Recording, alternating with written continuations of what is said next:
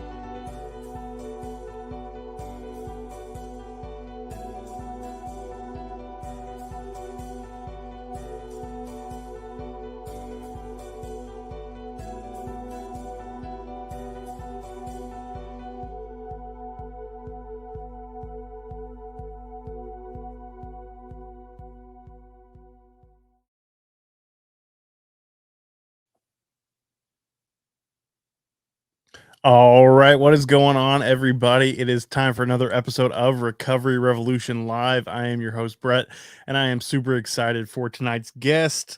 But before we get into all that, I just want to remind you guys that we do have an audio version of tonight's broadcast. It will be available a few hours after the show airs.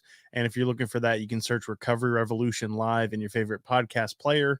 I also do another weekly podcast called Recovery Survey, and that's available every Wednesday morning. It's a little bit shorter episodes, about 30 minutes, give or take. And I'm super excited about that. This week, I have a guest on who's another recovery podcaster, and he shares part of his story. And he also works in a treatment center. So he kind of gives us a look behind the curtain into what goes on in the recovery centers. And it's a really great episode. So I would recommend you guys check both of those out.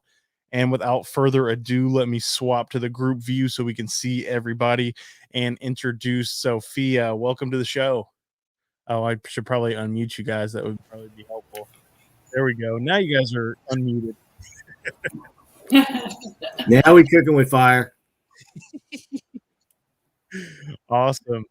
So excited to have you on, Sophia. And I'd love if you wouldn't mind just jumping in and maybe tell us a little bit about your recovery and maybe even before that, what your active addiction looked like, what your life looked like, and how you got to where you are today. Yeah, sure. So thanks, first of all, for having me. And it struck me when the countdown was going on, just quickly, seeing all these people in recovery. It was actually quite emotional for me because before I got into recovery, I really felt like I was the only one. And watching that video, my God, it's such a vast community. And yeah, so it was super special to see that. So I'm Sophie. I live in Australia at the moment. I grew up in Switzerland until I was about 10 years old in a tiny little village in the middle of nowhere, and then moved to the UK. Alcohol sort of became more prevalent in my teens. So as soon as I got to secondary school, alcohol was a lot more present. The culture in England is fairly centered around alcohol from my experience, and that started quite early on for me. It started sort of at school discos and things like that, and we would share one of those tiny little bottles of spirits between 8 of us, and completely be out of our tree. But it was always based around having fun and being sociable, and that's how my relationship with alcohol was throughout my teens, really. I also worked in a pub, so alcohol was always around me, but it never really went out of control. It was just something that we did all the time, but it just seemed like fun at the time. I then went to uni, and things ramped up a little bit, but again, it was always centered around being sociable, so it didn't really seem like a problem at the time. When I finished uni, I actually went back into the restaurant industry, and because I just love food, I'm a real foodie, and I've done a marketing degree, so I really loved sort of promoting food and restaurants and things like that. And that's really where my habits with alcohol ramped up. So it was literally on tap, and it became really normal to have a drink after after a shift, or just basically to wind down or things like that. I mean, the shifts were long. We were doing sort of 80, 90-hour weeks, so it seemed like the perfect way to wind down. It also became really apparent that it was seemingly a really normal thing to do. People were coming in and they were drinking at lunchtime, or they were coming in for drinks in the evening and staying late and things like that. So it just really normalized the whole culture of it. It started getting a little bit more serious for me when the drinking started happening a little bit earlier on throughout the day. Again, it was mainly due to the whole normalization of it all that really started coming into my daily routine, and it was just really normal. If someone said, "Oh, do you want to have a drink?" Yeah, why not? But what started happening was the drinking in the evening was getting a lot more excessive. I was actually having a few blackouts, but it was sort of being laughed off and things like that. So it didn't really, again, seem very serious to me. But what was also happening at the same time was the drinking was creeping earlier and earlier in the day. So after a long week, we would actually get quite tempted by having a Bloody Mary in the morning or something like that, just to kickstart the day. And obviously starting earlier meant that the drinking was happening throughout the day onwards into the evening. So it was becoming a really exhausting way of living, but it was actually becoming very normal as well. But it was exhausting to the point of needing to change something. At that point, the drinking didn't even occur to me that the drinking had to change. So I changed my career. So I actually left that industry and I focused more on my marketing, and I started working with some great brands in London. The drinking culture was still very apparent. So that just continuously started to ramp up throughout those careers. But it was still always just on the verge of still being acceptable to a degree. So it just sort of went on for quite a few years, really, in that same vein. Looking back now, it was increasing progressively, but at the time I was having too much fun to see it too much of a problem. It did progress, though, and really ramped up quite a lot, to the point of I was switching up my drinks, so it might have been a couple of spirits, but then predominantly wine. But then it was really getting onto the hard stuff. And also, because people were noticing it more, I was building a lot of shame around my drinking habits. So what began then was actually a new personal culture of drinking in secret. And I would do that a lot on my own. It started off first, before I was going out, and I'd neck a few drinks to kind of get onto a level I wanted to be on so that people didn't notice how much I was drinking. But actually then it started progressing. As I started to isolate more, I actually stopped going out and I was just drinking at home predominantly. And that's where it then again ramped up. I did come to a few points of thinking this is too much, and people close to me were saying this has got to stop, there's a problem here. And I would stop for a month or so and love it. I'd sleep really well, I'd be eating really well, I'd be feeling great after the initial few days of shaking and things like that. But I would then convince myself after these 28 days that I didn't have a problem, so I'd then celebrate and go to the pub, and the cycle would just continue again. And that happened quite a few times. I actually then went to spend some time at my brother's house. He was away. I went over to Switzerland and was looking after the house and things like that. And I had a couple of extreme episodes, quite scary to me, being alone, but also in terms of the level that I was drinking. It didn't go unnoticed, and when he got home, he noticed how much of the alcohol had been drunk from the house, and he actually then came over to England and we spoke about it, and I was so emotionally and spiritually and just actually physically exhausted at this point. I completely was open to any ideas that he had, and he suggested a rehab, and so I agreed to go to rehab. It was a rehab in Thailand. So he actually flew out with me, and I was there for 5 weeks. Really full-on experience. A lot of in-depth analysis of how I'd got to where I'd been, and how I'd got to where I was, and what had happened in the past, and how on earth I'd got here.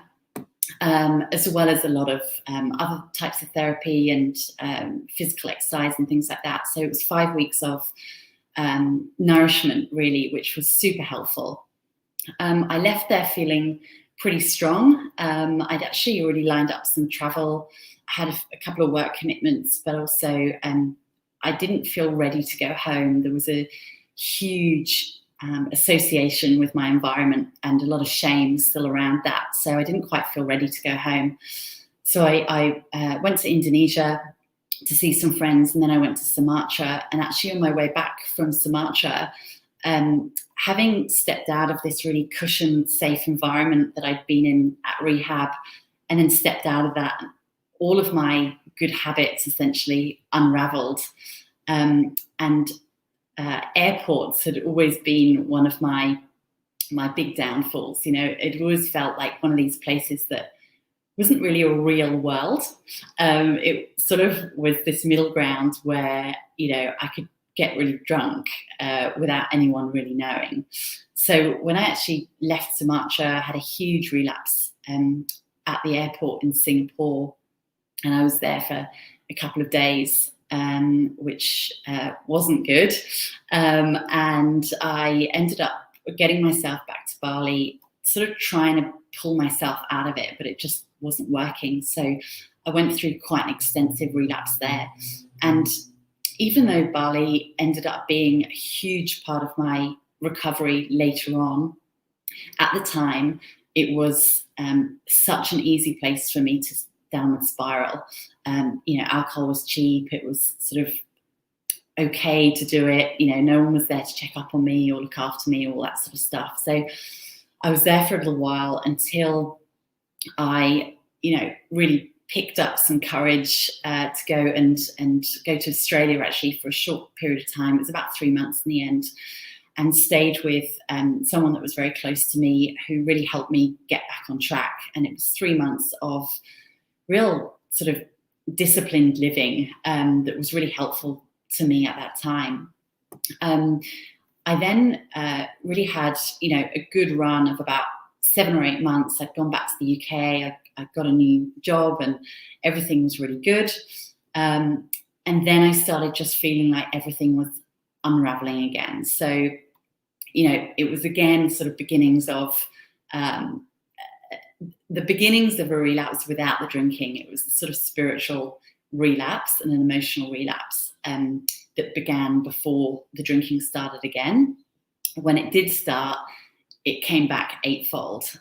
So it was super, super intense. And it was at that point I realized, okay, I need to do something about this. I haven't done all this work,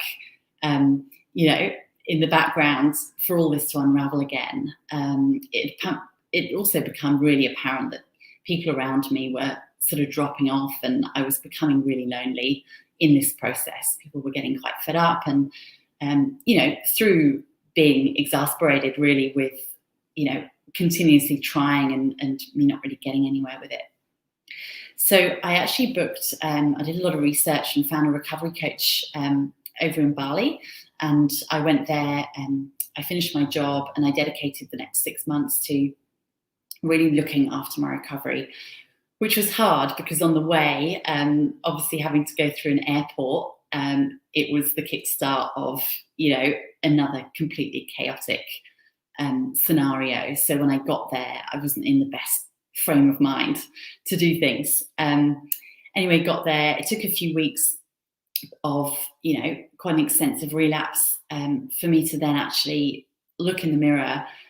I really didn't physically recognize myself, big sort of puffy face, super dehydrated, exhausted. For me to actually then reach out to someone who, thank God, was in Bali, a close friend at the time. He came and picked me up, and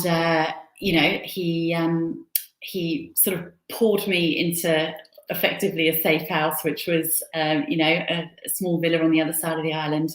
Don't know how we got back there because I was sort of on the back of the bike, swaying from side to side.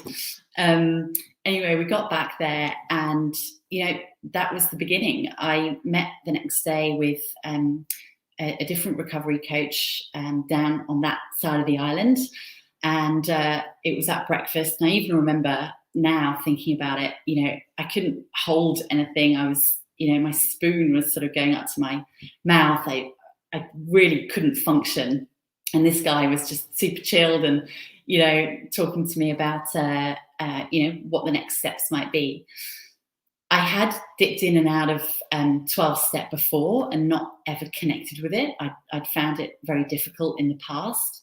But he really encouraged me to go to a women's meeting that was on that night. So, very apprehensively, I got there.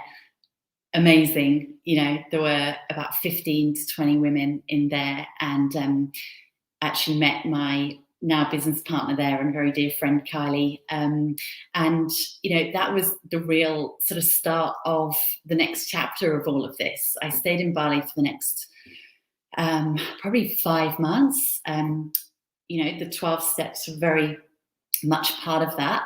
And there was also another element that started coming out for me that has also brought me through to where I am and will carry me through, for many years to come, I'm sure, which was a huge focus on shifting my habits and daily routine and things like that. So I actually started off with this, hour by hour timetable that, from 7 a.m. to 8 p.m. was hour by hour, was scheduled with different things. It wasn't completely filled with action. There were a lot of times just for self-reflection or journaling or things like that. But my life was so unraveled by then that I just didn't really have any boundaries. I didn't have any sort of sense of direction with anything. So it really got to the point of needing that. And as time went on, as the weeks went on, that actually started lifting a little bit. And I didn't need the hour by hour. I started doing sort of mornings or afternoons or, that sort of thing.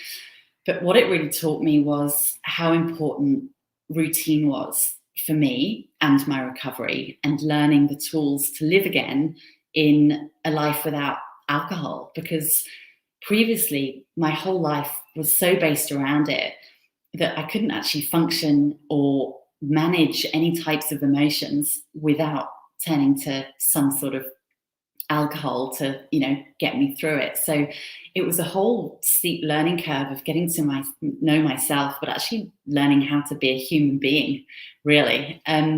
So that's, that was the next few months was just purely recovery based, really. And while I was there, towards the end of my stay there, I met a person who was doing these sort of bespoke one-to-one rehab programs for individuals that wanted to come and do it just one-on-one. They didn't want to go to rehab or anything like that.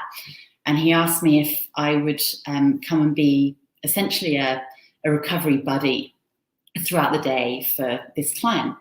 So I went and did that, and it was such an amazing experience, being able to be present for someone else going through something so difficult themselves, and having the compassion from understanding the journey myself was really, really powerful for me, and it actually really helped my own recovery as well. So it really touched something in my heart, without sounding too corny about it. I really felt like I'd felt a little bit of a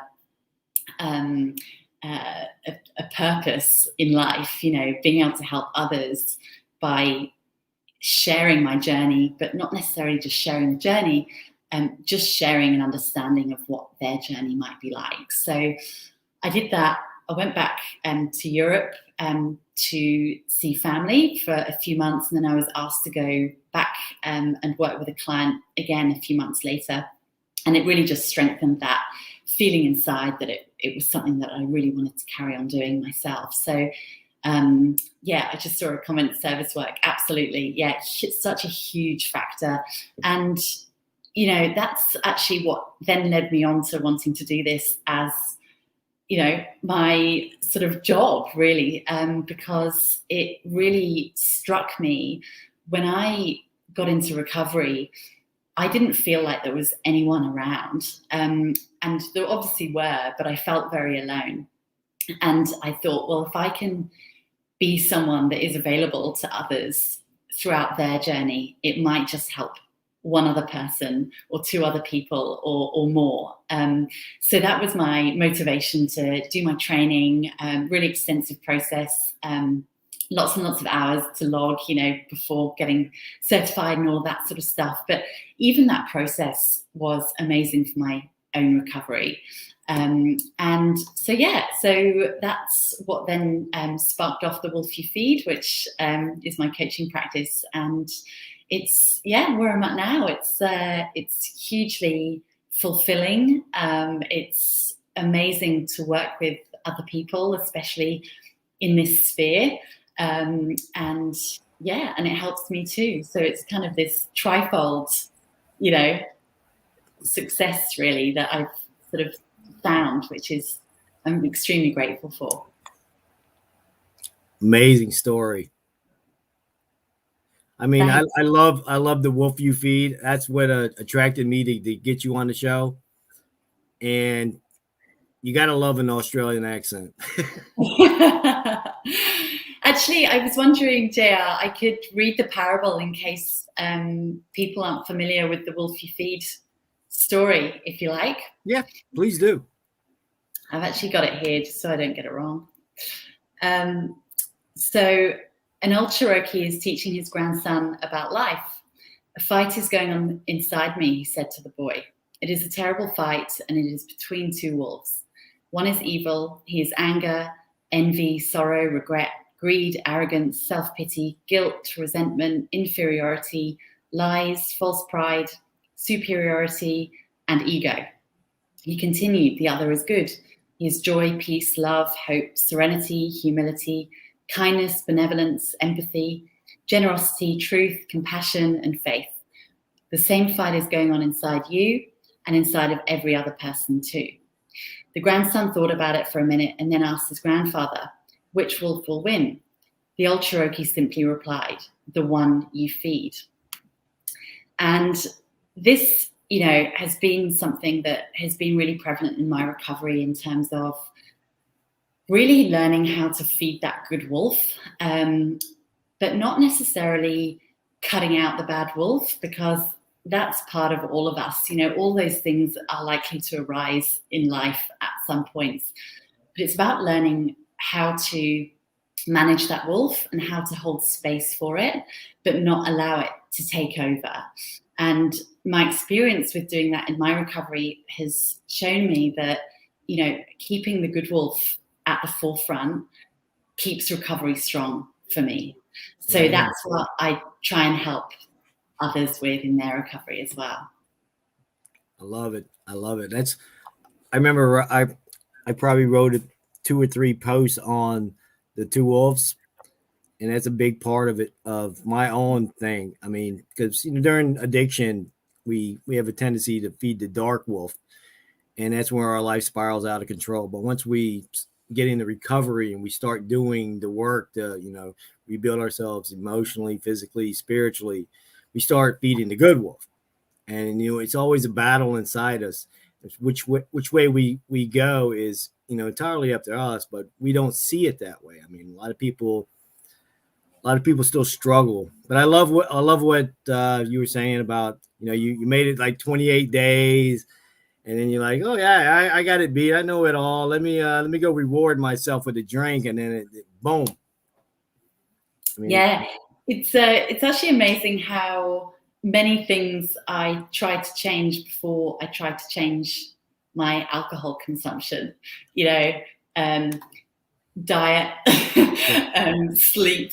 I mean, all the things that I do now, that are important to do with recovery, but I was still excessively drinking, so nothing was actually helping or working, but too many of those 28-day cycles happened. And, as the saying goes, if nothing changes, nothing changes. And, I was spiritually dead. There was nothing left inside. It was just this kind of emptiness that I was topping up with more sort of, stuff to feed the emptiness. So, yeah, it's a great journey.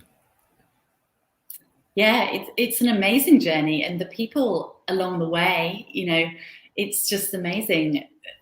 It's so interesting how I felt so alone in active addiction, excruciatingly alone. And for some reason, I thought that being in recovery, I'd feel even more alone. but actually it's just the complete opposite. Yes. It's just these vast communities on all these different platforms, through therapeutic, on therapeutic levels, or even social media levels, all that sort of stuff. It's just incredible. It's vast. Yeah, that's sort of what I did when I got sober. I was pretty much kind of winging it on my own, thinking, oh yeah, I can just do the social media, be brutally honest with the people that I probably never meet in real life. But then I didn't really turn the corner until I got real with the people around me, and then my life kind of took off from there. Yeah, and it's that getting real with people around us that's really important, isn't it? Because I still, through the first few attempts, I still had so much shame around it that I wasn't being real with the people around me. So I was sort of kidding my way and their way into thinking that everything was fine again, when actually it just wasn't. So when it got to the point where I really realized that being real with others was only going to be beneficial, even though it was scary and it might have needed a bit more courage, it just worked. It really, really worked so much better. Yeah. Yeah, and I was gonna say that honesty though can be really difficult to practice, especially in the beginning, because we've practiced dishonesty for so many years, and then all of a sudden we get into recovery, and now it's like, oh, I'm supposed to be honest about stuff. Like, I still, I don't know about you guys, but for me, I struggle with that honesty. I struggle with like half truths. I want to spin the story a little bit so I still look good, or I don't look as bad as what happened in the situation, and kind of try to make myself look a little bit better. Yeah. I mean, it's really natural though, isn't it? Because we have formulated that as our response to everything, the dishonesty. I remember I became, an expert in being able to, quickly drink something, get rid of the smell, hide the evidence, just behind a door to someone else. It was like without any sound, or so I thought. It was probably really obvious to some people. But, it's we learn how to be like that. But I think what I found really hard was the deception and the dishonesty went really against my personal values. And that was what was killing me spiritually through the addiction. The secret sort of side of it was actually getting even worse for me, and bringing on more shame, because I was thinking, I'm not this person. I'm not dishonest. I'm not a liar. But here I am lying to my family and lying to my friends. This is really wrong. So as well as not drinking anymore, as well as removing the physical addiction and the sort of poisons in my system, some of the biggest relief actually came from aligning with my values again. Being the person that I'm proud to be now, and actually, sticking to my word, being truthful with compassion, not being blunt and rude and, rude to people, but actually aligning to what I stand for. It's taken a weight off the shoulders, because most of the shame around the drinking wasn't the drinking. It was all of this stuff around it. So yeah, it just feels like it was a huge backpack, just filled with rocks. Yeah. It was coming everywhere with me, even in the residue of those 28-day, stop the breaks, should I call them, and even actually in the first few months of recovery, the rock rucksack was still there, and it took a lot of work, like a lot of fucking work, to actually go, okay, right, focus on this, let it take time, but it will take time, but it's worth it, and all of this kind of stuff. I think I got very used to this immediate gratification in life with alcohol. I think as we have in our lives generally, social media, stuff like that, it's instant. and we tend to stay off working on the things that might need a bit of a longer haul to get to the result.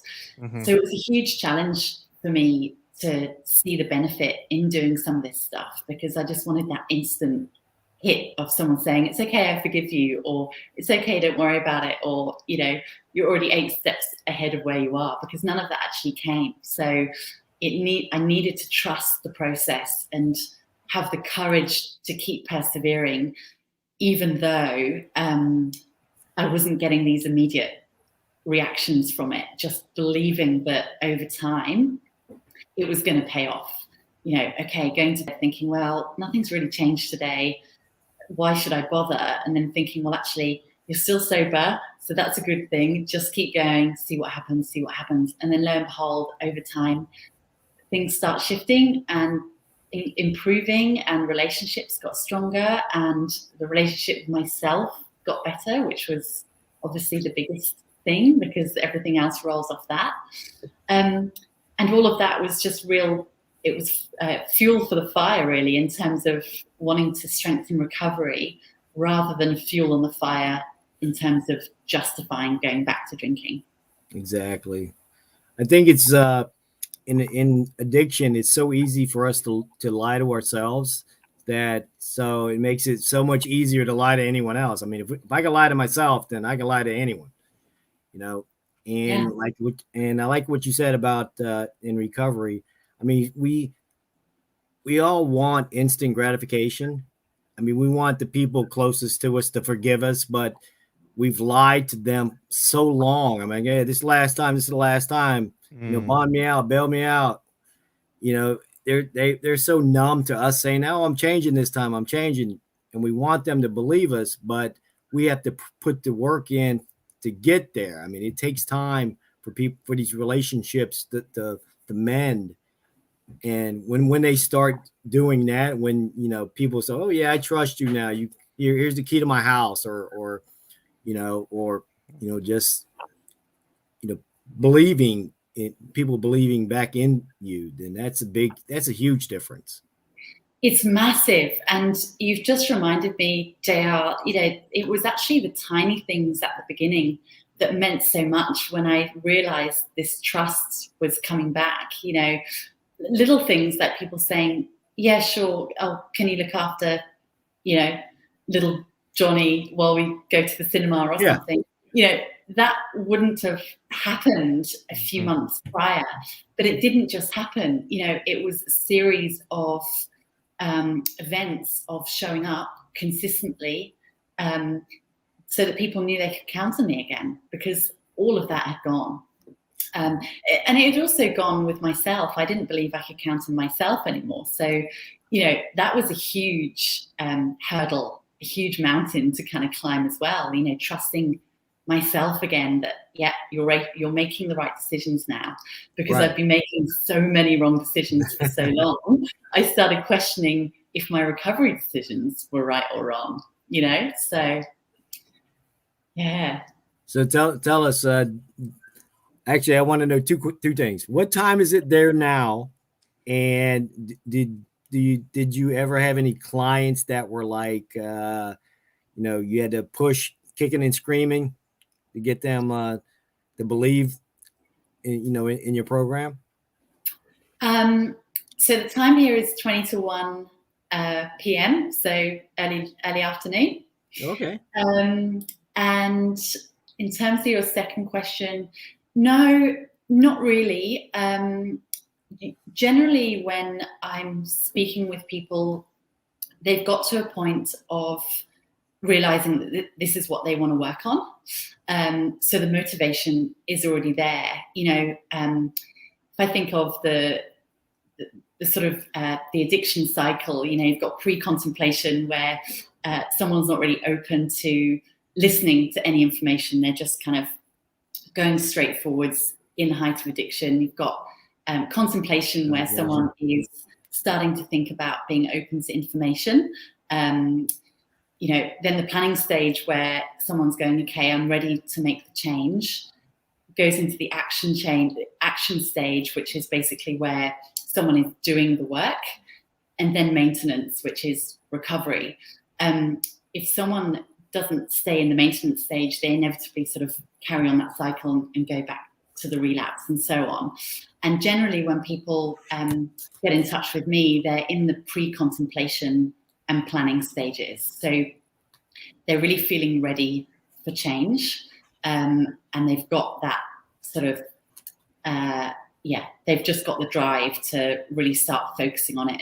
And the biggest thing, putting in the work, So if people do contact me and they don't sound ready, or they're clearly not ready, then generally I will, suggest some things for them to do. But it generally means that they're just not quite there yet, and they're going to need to either go through a few more relapses or, something until they get to that point. Because from my experience in when I went into 12-step and things like that, it doesn't work unless you want to do it yourself, right? So as hard as that is, wanting to try and help someone, it's just sometimes not possible if they're not ready to do it themselves. I love that you mentioned the pre-contemplation, contemplation, because that's actually in my book. Aha, yes, I love that cycle. Yeah, and people probably wonder where I got it from. I got it from one of my CBT classes on addiction, and I was like, man, that's some good stuff right there. Yeah, it's a really interesting cycle, actually, isn't it? Because just understanding the phases, even just for ourselves, if we're someone who's in the midst of addiction right now, just understanding what that cycle can look like, and actually seeing that there can be an end to it as well, can be really motivating for people as well. Okay, so take us through your program. So quick version. Pardon? The quick version. Well, so there are two programs that I focus on. The first one is the Wolfy feed, which is one-to-one coaching that looks like, it's very bespoke to each person, but generally we will look holistically at a client's life and work on where their blind spots might be, where they want to be going, do some goal setting, things like that. And we'll work on a series of 6 to 8 sessions, usually one a week, where really I'm someone who helps them be accountable. So it's very much self-directed in the way of it's what the client wants to do. I'm not shoehorning them into a journey. It's very much based around, where they want to go and where they are at the moment and all of that sort of stuff. And of course, we focus very much on the wolf. So, keeping that at the back of our minds, is that feeding the good wolf? What can you do, to keep that going and all of that sort of stuff, all with the whole goal of strengthening long-term recovery. So I work with clients worldwide on that program, which is really exciting, one-to-one. And then the other program, which is slightly different, is through my organization called From Here On, that I run with my business partner Kylie. And that is given the pandemic and the lockdowns that have been happening, it was a model that was designed to create essentially at-home rehab programs for people that either can't or don't want to go to rehab. And we put together, again, very bespoke, we put together programs for an individual, and that might include Zoom sessions with psychologists or psychotherapists or a trauma specialist, fitness, might be a personal trainer or yoga for the spiritual, all of that sort of stuff, plus our coaching, obviously, as well. And those programs are then developed for sort of 4 weeks onwards for people that want to do that from home. Okay, I love the goal setting part. I mean, so many people just want to stay sober and just, not go to jail and they set their limit, their targets too low. And I'm like, aim higher. I mean, if you survived addiction, the sky's the limit. I mean, go aim for, what was your passion? Yeah, exactly. And I also found in my recovery, it was also achieving the tiny goals, almost imperceptible goals that were really essential for me to keep moving forward. You know, that might have looked like just getting up and having a shower in the morning. That was my goal, but I achieved it. And when we achieve something, you know, something happens in our brain and we feel like we've done something and we want to do more. It's just the natural reaction. And so even though, you know, we can start building onto these huge goals like running a marathon or, you know, doing something like that, actually, if we go all the way back to early recovery, some of those goals can be incredibly effective, even if they're tiny.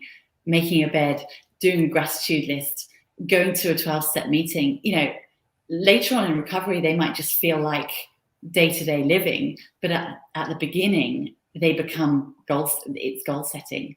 But through the goal setting, we then do habit forming. So they become habits and then they become lifestyle. And then that's when we can start focusing on those bigger goals, the marathon, the climbing a mountain, and so on. I love it. I love it. It's actually, you know, with the way I sometimes visualize it with sort of changing the neuroplasticity in our brains after being in addiction is we're sort of standing in this really dense forest and there aren't any paths to see.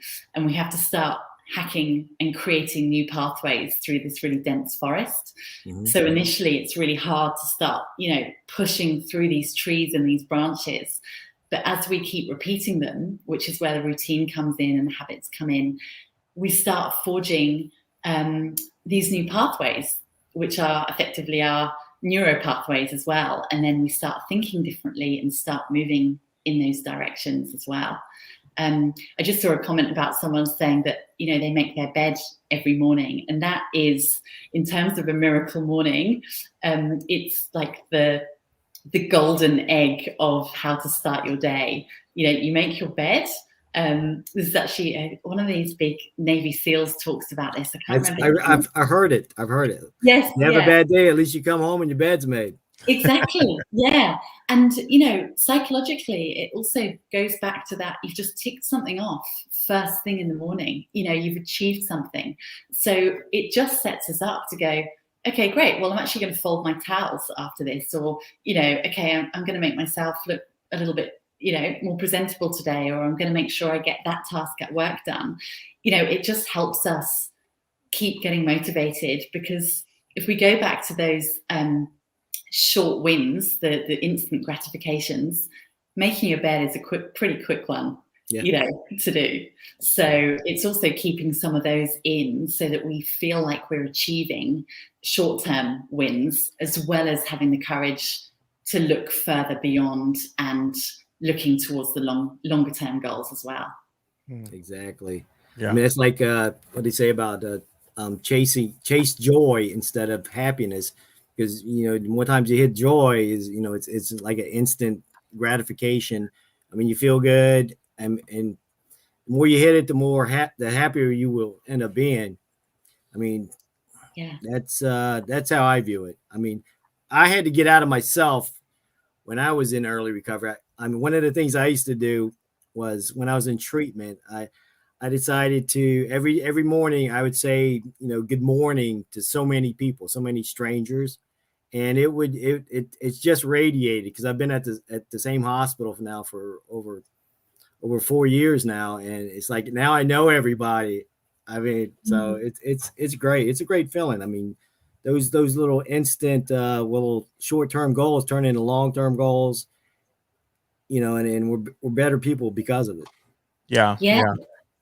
And that makes me think of a quote that I had a guy on my other podcast, and his name's Tony Hoffman, and he was in prison, and then he went to the Olympics last year as a coach, and he was talking about just like his mindset shift while he was in prison. And I wanted to read this quote because I thought it was just spot on for the topic we're talking about. He said, "Be careful what you do, because your actions become habits. Be careful what you make your habits, because your habits become character, and your character becomes your destiny." Love that. Love that. Yeah, I thought that was great, and I've saved that quote because it's something that's just there's something really powerful about it, and it reminds me that ultimately the things that I do are going to affect my future, and I have to keep in mind even those little small things can be so powerful in my life. Mm. Yeah, I love that. And, you know, those small things, especially when they're related to kindness, you know, kindness is so contagious and it just spreads. You know, people need it. We all need kindness, but we also need to give it because, you know, other people, we never know what someone else is going through. Um, and, you know, even on my walk this morning, there's a guy that I see, I walk my dog and he walks, you know, but we're always a little bit far away. But we just have this little wave kind of habit going on. I don't think we've ever actually spoken, but we've got this little routine going on. And I just love, you know, those kind of tiny little interactions that we have with people that take a fraction of a second that have or can have a really strong impact both on the other person and ourselves. Exactly. Yeah, I think a lot of people coming into recovery think about, oh, I gotta do this, do this, do this. They look at the mountain and they're trying to get over it in one jump instead of, you know, just each day, just chipping a little bit here, a little bit there, you know. I mean, recovery is a lifelong process. You know, everyone wants, you know, if it all boils back to that instant gratification, you know, they want to be forgiven. They want to be, you know, and it's, I mean, to me, it's just lifelong. It's a beautiful journey. I mean, I've lived in Charleston, South Carolina, one of the most beautiful cities in the world, and I didn't even know how beautiful it was. I mean, till I got sober and then started walking more, and I'm like, man, this place is beautiful. I mean, I was walking around, you know, with the little horse blinders on forever, you know, chasing those shiny things that kept me in trouble. It's amazing how much we don't see when we're in addiction, right? In terms of, you know, you're just mentioning how beautiful it is where you are. I was the same, you know, I still do it now. I actually, you know, dedicate time just to listening to the wind in the trees or watching my dog sleep, you know, or listening to his breath, all these tiny things that are happening throughout the day that we just weren't taking on board before. And I suppose that comes to, you know, having mindful, you know, practicing mindfulness and things like that. But it really helps with the whole gratitude practice of recovery as well, when we can notice all these tiny little miracles and gifts happening around us all the time. Exactly. So you guys got a big recovery community out there? Yes, it is pretty big. It's the AA community seems pretty big. There's not a huge amount, you know, there's not a huge amount of recovery coaches and stuff out here. I feel like that hasn't quite taken off in my research and things like that. It doesn't seem to have taken off in a huge way yet. I think it's to come because there's a huge addiction crisis over here, so there's no lack of people needing it. But you know, I do a little bit of 12-step, but I'm not so ingrained in the recovery community over here. I'm still quite connected to actually the one in Bali. I don't know if you know that recovery community at all, but it's huge. I don't even know what Bali's at. Yeah, it's just massive, which is interesting because it's also an island that's very dangerous if you're in active addiction because of some of the things I mentioned earlier. You know, it's very easy, it's cheap, it's, you know, you can sort of disappear into the background. But I don't know one person over there that even has one drink. You know, everyone's in recovery. It's massive. You know, meetings all over the island every day, multiples. Wow, I love that. Sort of offshoot communities from that as well. You know, friendship groups and different kind of communities and dance classes and singing lessons and all of that kind of stuff. So that's pretty massive, and I'm still quite connected to the people there. I'm gonna sign Brett and myself up for a dance class. I'll pass out waters. Are you going for like ballet or breakdance? What's your breakdance? None of the above. Bit of robot. Hey, don't remind me. I have to take wedding dance lessons here starting soon, because my marriage is set for, I think, October 16th. I should know that. You should know that. Hopefully Carrie doesn't hear me. Oh, that's exciting. Is that the extension of this for the wedding dance, or Yeah. doing something different?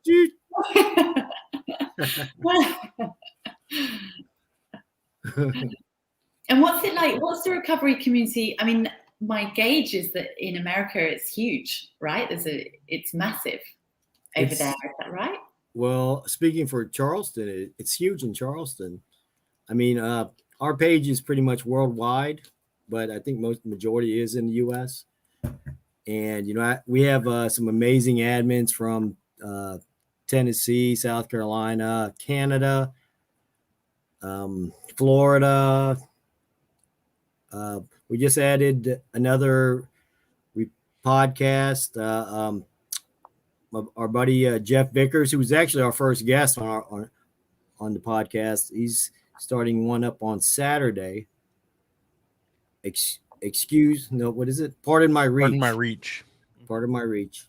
So we're excited about that. I mean, it's taken off over here. I mean, there's so many recovery podcasts. See, now we're international. You're our first international guest. There we go. I'll spread the word in Australia. All right.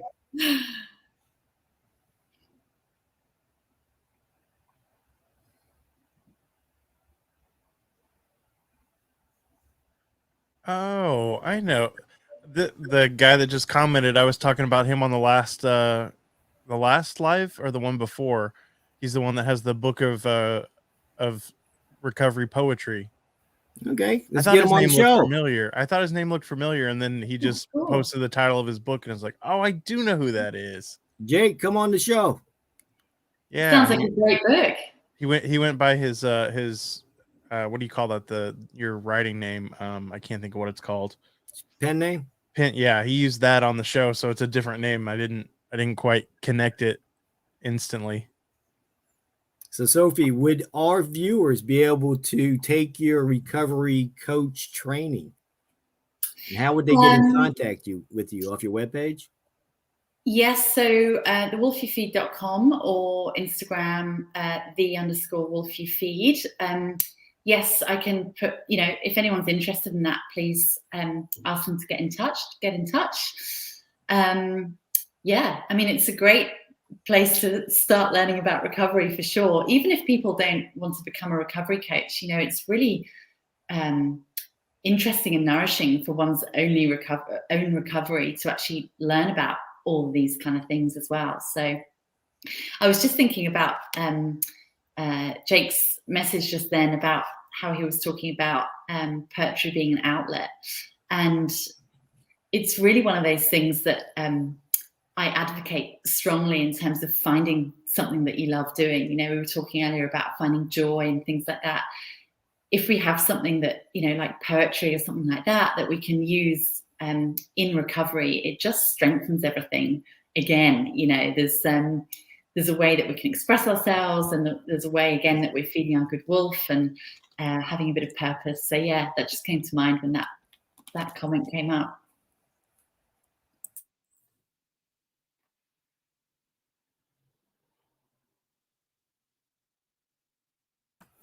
Yeah, Jake says he'd love to be on.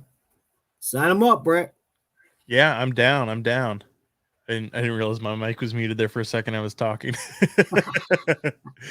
Oh, I'm not used to doing the live stuff, JR. I'm used to having that little cushion where I can edit out my dumb moments. I'm here to challenge you, buddy. Yeah. Make you the #1 podcaster on the net. Let's do it. Look out, Joe Rogan. I'm coming. Yeah, I believe in multiple pathways myself. I mean, I do AA, NA, CA, mindfulness, CBT, SMART. I mean, because if you think about it, our addiction is constantly evolving. I mean, if we try to stick to one program, sooner or later, it's going to find a way to get into you. So the more you know, the better. Like you Yeah. say in G.I. Joe, what does it say? What's the G.I. Joe slogan? Knowing's half the battle. I have no And idea. it's also, you know, it's so bespoke for everyone, isn't it? Something different is going to work for each and every person. So, Right. you know, instead of trying AA and it not feeling right, or another pathway, and then just thinking, well, addiction's for me for the rest of my life because that didn't work. You know, it's about really testing the waters with all of these different things, because like you said, JR, you know, there's sometimes we actually can start cherry picking all of the things that work best for us, and we make it into our own program. You know, Exactly. so there's not one hard and fast way that works for everyone. Okay. I'm curious to know. Someone actually asked how much Sophie, how long have you been sober? Larry Birmingham. I started my recovery journey 4 years ago. For you, okay. Yeah. I just picked up my 4-year coin Wednesday. Let me show you the Phoenix. Can you see that? Oh, let me put you in Oh, full. wow. Yeah. Yeah. Pretty special. Phoenix rising. Yeah, we like the Phoenix around here. And that. Awesome. I gotta ask, what's the overdoses like over there? In the U.S., we've had 96,000 in the last year. Oh, wow. And I think we're leading the world right now. Yes, I actually was reading about the US stats recently. The Australian ones aren't as high, but they're rising.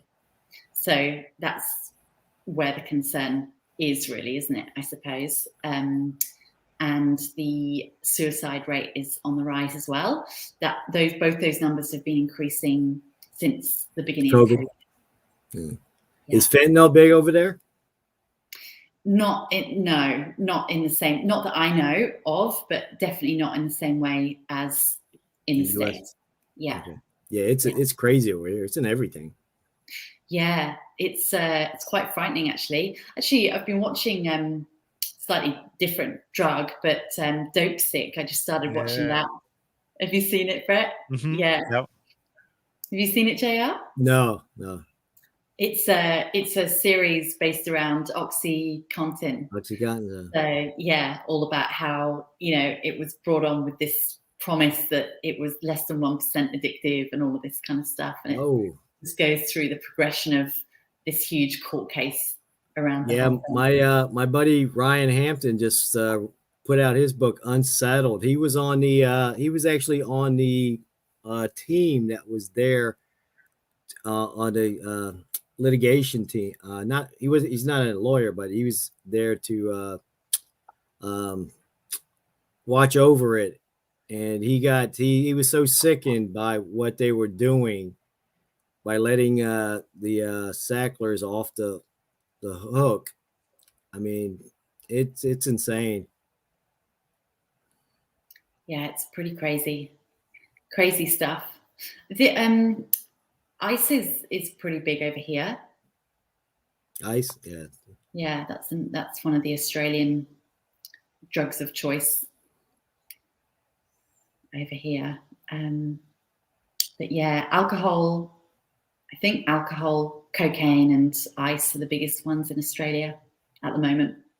Okay. And, you know, huge changes and surges through COVID. I mean, from what I was reading last week about America, there seems to have been some massive surges over there as well, right? With lockdowns and all of that sort of stuff. Yeah, I know. Thank God for Zoom. I mean, I don't think people in recovery would have made it if they didn't have Zoom. Isn't it amazing how you can join a meeting? Like, I've been to meetings in Hollywood, out back somewhere, Australia, cities in Zurich. Like, you can really completely, just go traveling through Zoom meetings, and it's amazing. And thank God. I've been reading up on this metaverse for the last couple of weeks, and I'm thinking, man, I can't wait till they do recovery meetings inside metaverse. We're going to be the first ones. Only matter of time. Only matter of time, exactly. We're all going to be wearing these VR headsets, not leaving our houses. I mean, we're going to be inside the internet. Yeah, pretty scary. But saying that, like, how cool is it that we're talking from, completely different parts of the world now at completely different times of the day about recovery. And I think it's awesome. Thank God. Yeah. It's kind of one of the silver linings of the pandemic. Obviously, there's not a huge silver lining to all of the stuff that's been happening, but this connection, this kind of borderless connection that we've started building is pretty amazing. Yeah. I mean, it's pretty amazing. You're in Australia. I'm in South Carolina. Brett's in Texas. Yeah. It's cool. Where's everybody in the audience from? Well, that's a good question. I know where Jake's from because he's not too far from me. We're both in the Dallas area. Chrissy Morris, where are you from? Oh, that's Larry. That's Birmingham. My wife. Larry that name sounds like, I bet he's from the UK. Omaha, Nebraska. Oh. Bronx, New York. I guess that's probably. That's got to be Jeff.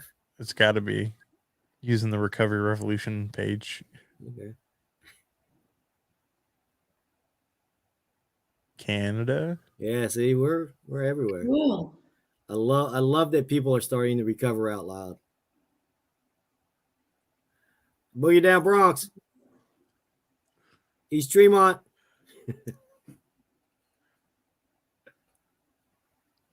Cool, man. You want to do the t-shirt giveaway, or we want to wait a few minutes? We also have Jeff also offered to do a giveaway for a digital copy of his book Sober Slogans. Okay. So I guess we could go ahead. Well, let's do one at a time. Let's not get too confusing. Yeah, I would do the t-shirt now, and then we could do the hashtag Sober Slogans. Oh yeah, we could do it that way. I like that. Instead of picking a number, we could do the same drawing thing. All right, let me do the screen share. I'm still kind of new at this, so bear with me. Share. All right. Here we go. J.L. Weaver. Well, you commented it in the comments, so it entered us in the. All right. Jake Carey. He's the author. He's the author of the poetry book. Okay. Yeah, I recognize his name now. Yeah. Yeah, drop us a email the page with your address and your shirt size. I mean, the biggest we got is extra large, so I hope that fits. I think we got extra large, one medium, and some smalls. Nice. All right, let me set up for Jeff's giveaway. Give me 1 second, and we're gonna use hashtag Sober Slogans. All right, now we are collecting the comments, so use hashtag Sober Slogans, all one word, to enter for your chance to win a digital copy of Jeff's book, Sober Slogans. I'll go ahead and put that on the screen as well. And please leave a review. I know Jeff will like that comment. Oh, yeah.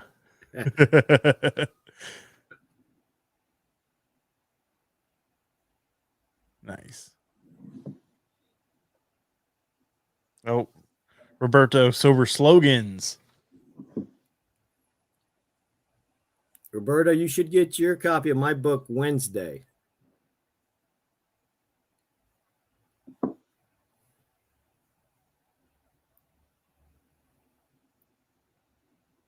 I feel like we need some kind of music or something.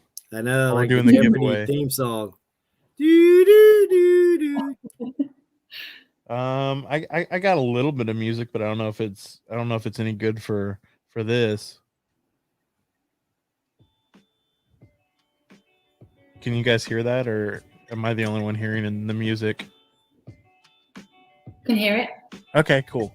I haven't ever done the music on the live show, so I didn't know if it was Pushing boundaries. yeah, we're doing it live. We're gonna figure this out.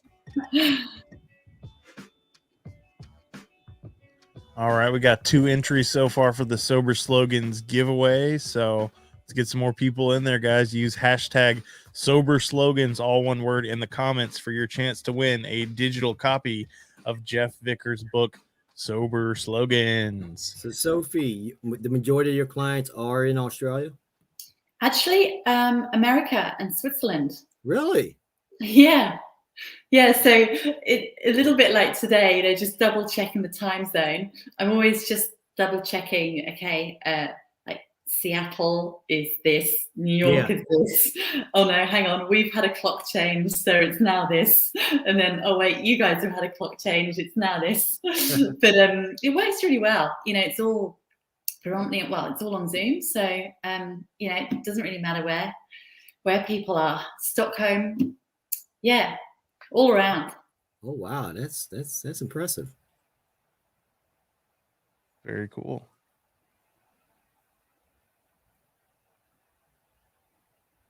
All right, we're still at 2 entries. I guess nobody's wanting to get that book of Jeff's. Come on, guys. So hashtag Sober Slogans in the comments to get your digital copy.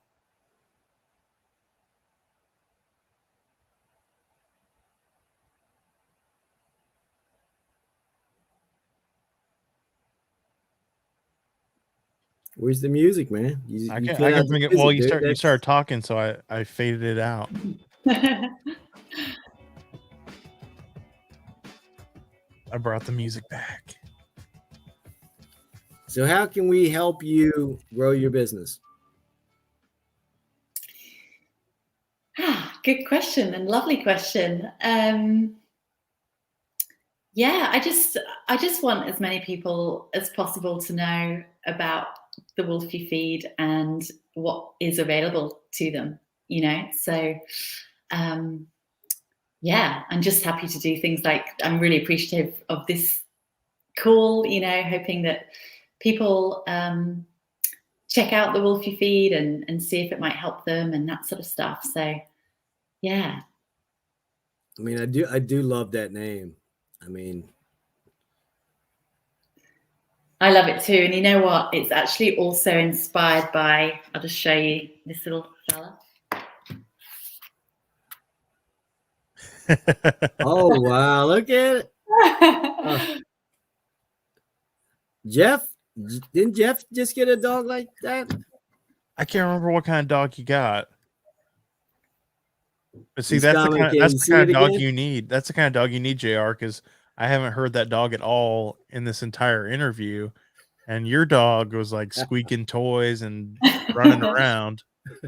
Well, he's 15 now, so it's taken, 14 years for him to wind down. Yeah, Jeff says he got a little wolf too. Oh, cute. Siberian Husky. Nice, Jeff. So yeah, JR, anything that is helpful, I'm appreciative, yeah, and I'm glad you love the name. Good. I mean, we're here to help promote recovery. I mean, I would love to do it globally. So I'm kind of glad that you are our first international guest. I mean, I've been after Brett for a few weeks. I said, we got to go international. We got to go international. Yeah. Brett was like, no, let's stay in the US. Well, let me know if there's anything I can do to help you guys get international. You know, I'm here in Australia, and if there's anything that I can do from here. I mean, to me, it's all about building contacts. I mean, yeah. I mean, we just keep growing your influence. Mm. I mean, if there's any way we can help you out, just hit me up or hit Brad up, and if you want to post up to the page, that's fine too. Thank you. Really I mean, appreciate we have a decent sized audience. Mm. Well, congratulations, Sean. 63 days today. Awesome. Very cool.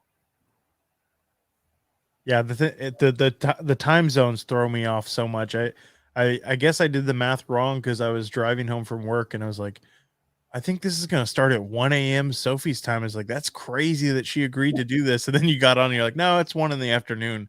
So I don't know where I went wrong with my math, but I was totally off. Well, I tell you what was really super helpful was your message saying, we will see you in 11.5 hours. Which was like, there was no room for error then. I was like, okay, 11.5, yeah, cool. Instead of me getting confused with the time. So I appreciated that. Thank you. I mean, we were talking to another group in Australia, and she might have had the time screwed up too, because she's like, no, I can't do it at 8 o'clock Eastern because it'll be like 4 a.m. here or something like that. And I'm like, man. Yeah, so I don't know what went wrong. I'm gonna have to go check that conversation. Yeah, I think there's only 1 hour difference between a couple of places in Australia. So, it's not like one's 4 a.m. and another one's 11 a.m. or something like that. We're only an hour or so different between a couple. So, I got to know this. Are the sharks really bad out there? Because they paint a bad picture of Australia over here. I'm like, there's like great white sharks everywhere. Well, actually, there is a bigger picture painted of them than is actually true. They're not sort of chomping people for breakfast from all the peak hours of every beach, or all that kind of thing.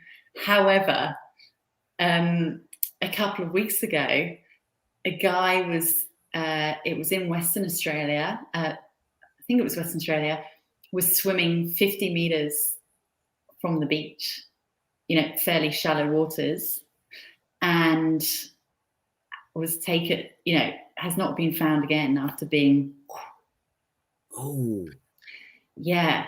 So there are some pretty fierce ones out there.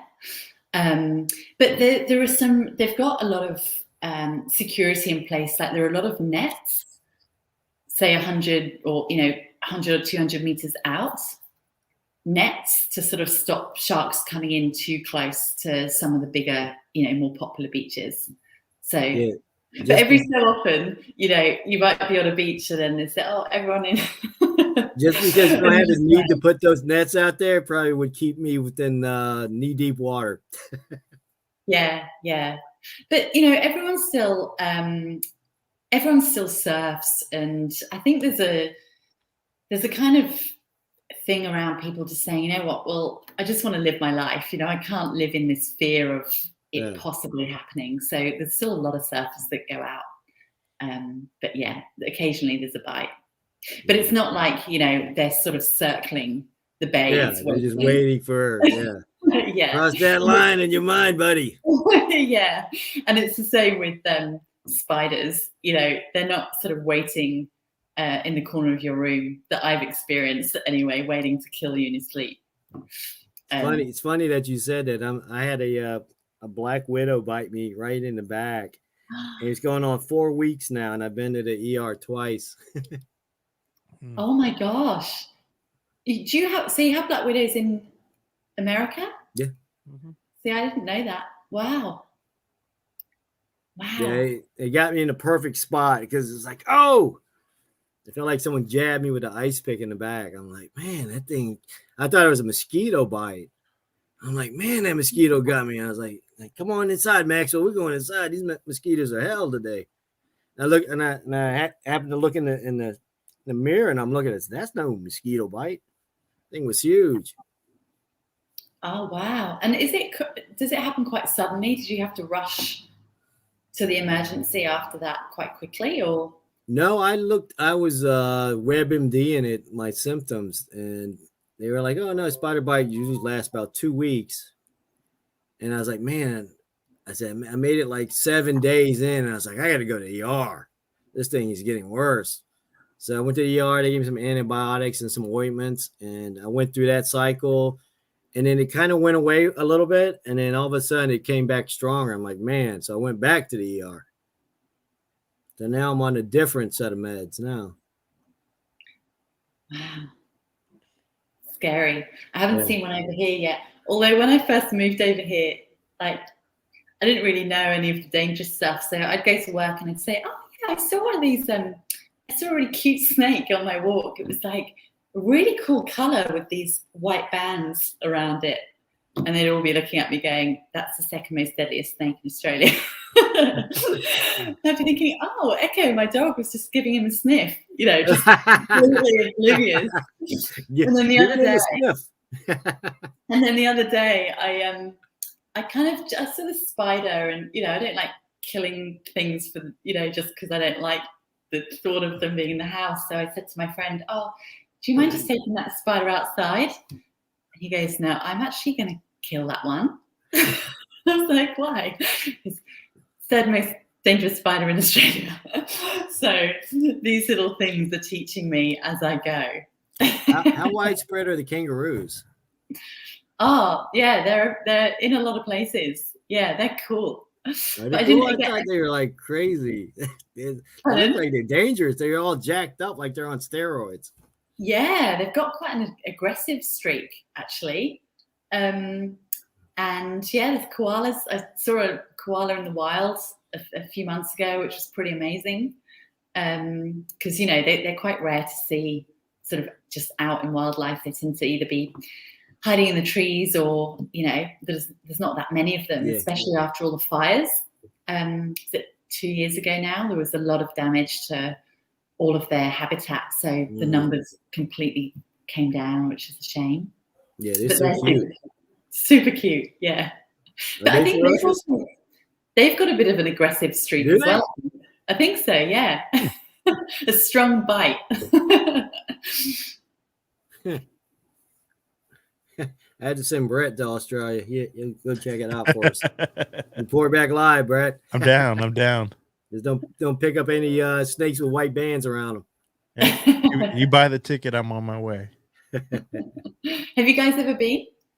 No, I've been to Germany, and yeah, and it was beautiful there. So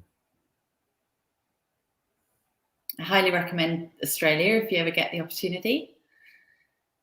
Very cool. Aside from the sharks and the aggressive koalas and the snakes, no, they're not really around. It's a great life. And actually, I found, moving, because environment was such a big deal for me with my addiction and the association of it. It's, for me, an amazing environment to be in for the health of my recovery. So it's a great place. I highly recommend it. Okay. Yeah.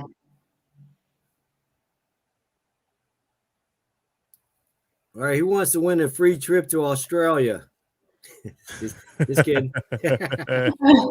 Yeah, what's the hashtag, JR? Hashtag go buy yourself a ticket.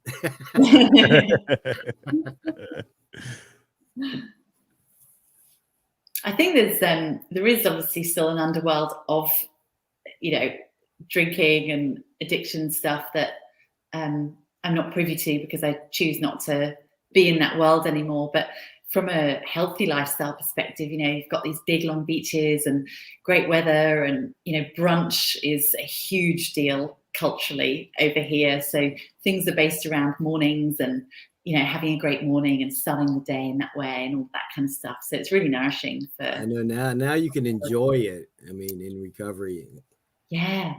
You're not hungover or chasing a high. Yeah, exactly. And it's actually just different heights now, you know, sort of these beautiful long stretches of beach and stand-up paddleboarding and finding nice cafes. And again, it goes back to finding joy in other things. Someone just commented that there are 1.9 million sober people in Australia. Wow. Let's get them listening to your page. Yeah, that'd be awesome. Very cool. Do we want to give Jeff's book away? We only have 2 entries still. We need to get a couple more I think people he in gave here it to do away this. to somebody. I know he sent a copy to the guy that was saying that he had 46 days? 63? 63. Look at me. I'm dyslexic. I apologize. 63 days. So we still, I guess we can wait for Jeff to comment. Are we still giving away another copy, or was that the copy that we were doing for the giveaway, Jeff?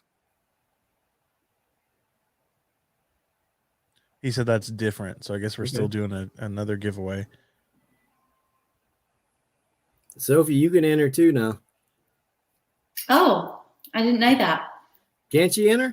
Of course you can. Enter, right? Anybody can enter. What do I do? Use sober slogans for a chance to win. Do I just add my...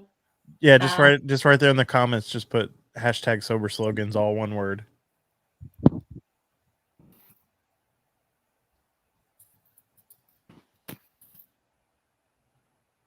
As in our chat? There should be 2. Oh, that's the private chat. It should be. You should have an option for the chat with everybody in it. Should be comments. You got a comments up top? Comments, banners, brand, private chat, or is that just on ours? She doesn't have the banners and brands and stuff, but she should have comments in private chat. I don't have an option to actually add a comment there. I can see them all, but I can't add a comment. Huh. She said she didn't have an option for it. That's odd.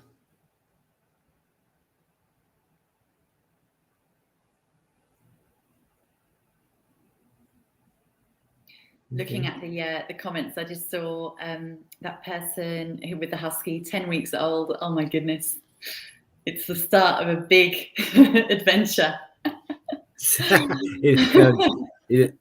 Jeff and Sarah don't know what's in for them. Yeah, good luck, They Jeff. get some chew toys. My boy, he doesn't look like he would now, but he actually sort of chewed through a door once. The bottom end of a door. He started, scraping get wet the carpet, and then gnawing at the door. And then once he'd made a hole, just started pushing and pulling. So there's, a little chunk of door missing from the bottom of the front door. And another time he ran away. He just went, and I was running this restaurant in the middle of the countryside in England and nothing for miles. And I didn't find him, he was just gone for like two hours. And then I had a call. It was the middle of lunch service and answered the phone. This guy was like, "Hey, I've got your dog." I said, "Oh, where are you?" And he gave the address, and it was like 9 kilometers away, at a farm, a pig farm. And I could just hear him yelping in the background. I was like, what are you doing to my dog? What's going on? He said, no, don't worry. I'm not doing anything to your dog. He keeps trying to get into the pigs and getting electrocuted and then yelping and then trying again.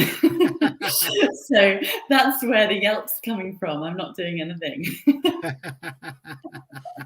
He was determined, huh? Yeah, very determined.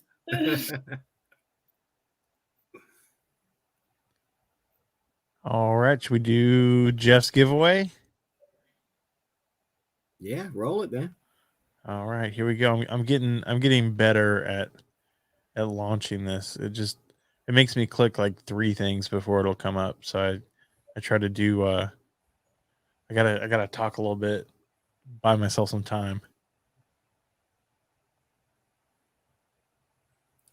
Sometimes you have the best conversations with yourself, man. Oh man, who is that handsome guy right there?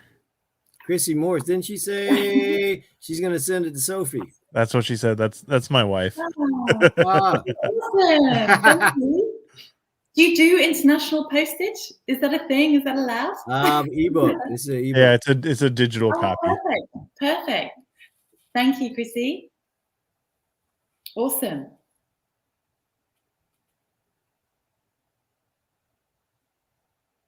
And Thomas came in just a second too late for the giveaway. Oh, and my wife said we have a copy already. We do. We have a physical copy.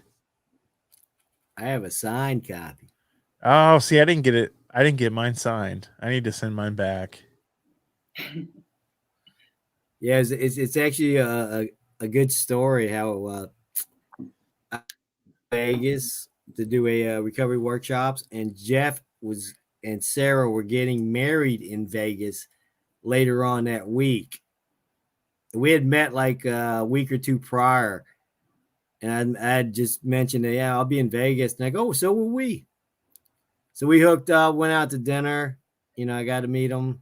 I mean, great, good people. Good book. Sober Slogans. Read it. Awesome. Leave a review. Nice. Yeah. I did leave a review actually. Well, I'll be leaving a review for sure after I've read it. Awesome. Well, does anybody in the comments have any more questions for Sophie?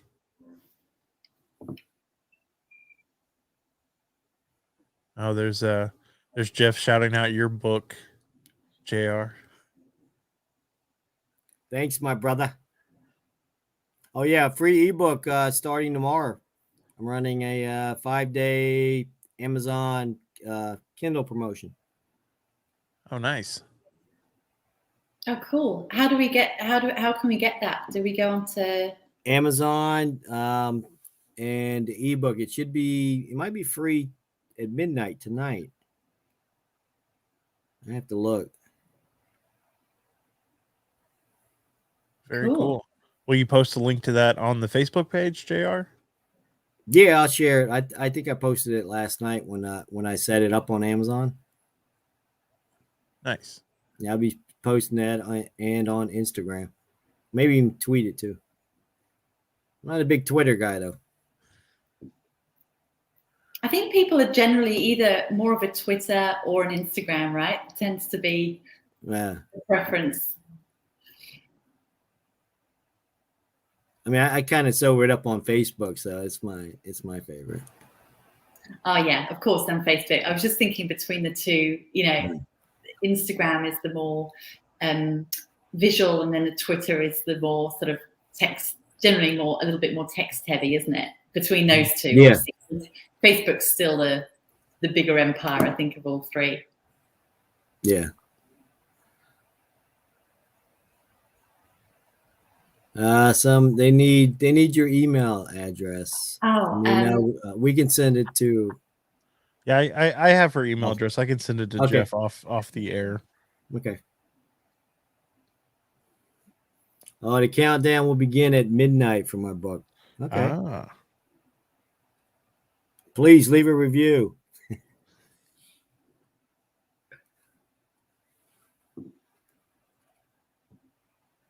All right, Jeff, I'm texting it to you. So no more questions for Sophie. I think a lot of people wanted to know about the sharks. I didn't even ask about the saltwater crocs. That was next. I'm quite far from the crocs, although yeah, they do sort of they like the murky, cooler waters. So some of my friends in Queensland, if I go there are certain no-go zones for stand-up paddleboarding that I hadn't even thought about before. These beautiful like waterways that kind of come in from the mouth of the ocean.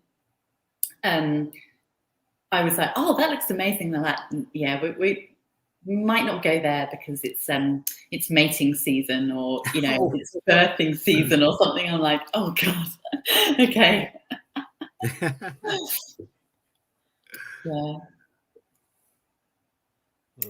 Yeah, I used to watch a lot of the Crocodile Hunter. Oh yeah. Yeah. I think his son has really gone in his footsteps now. I think he's like a mini me kind of version, which is pretty cool. That's awesome. I miss Steve. Mm.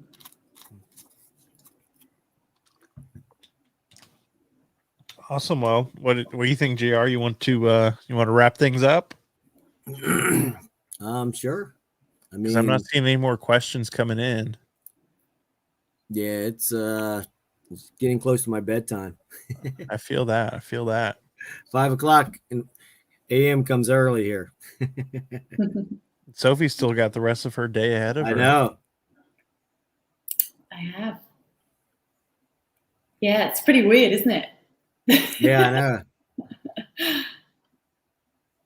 I know. My younger brother lives in LA, and you know, I've got a couple of friends with kids in America, and it's really cute when I speak with them, and they're saying, "Oh, so what happens tomorrow?"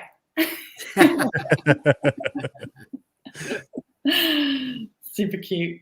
I just saw an email with the book, I think. Say thank you for that. Jeff's quick on the keys. All right, guys. Well, thank you for tuning in to another episode of Recovery Revolution Live. We have live videos every Monday evening, or I guess Tuesday afternoon if you're joining us from Australia. The audio version of tonight's broadcast will be available in about an hour or so after this is over. And like I mentioned at the top of the show, I do another podcast called Recovery Survey. I put out a new episode every Wednesday morning. So be sure to check out that when you're in your podcast app, subscribing to the Recovery Revolution Live. And Jeff Vickers, the author of Sober Slogans, is going to be doing his very own live show starting this Saturday evening. I can't remember the exact time. I think it's 7 p.m. 7 p.m. So be sure to tune in to that. It'll be here on the Recovery Revolution Facebook page. And remember, guys, it's progress, not perfection. See you guys next week.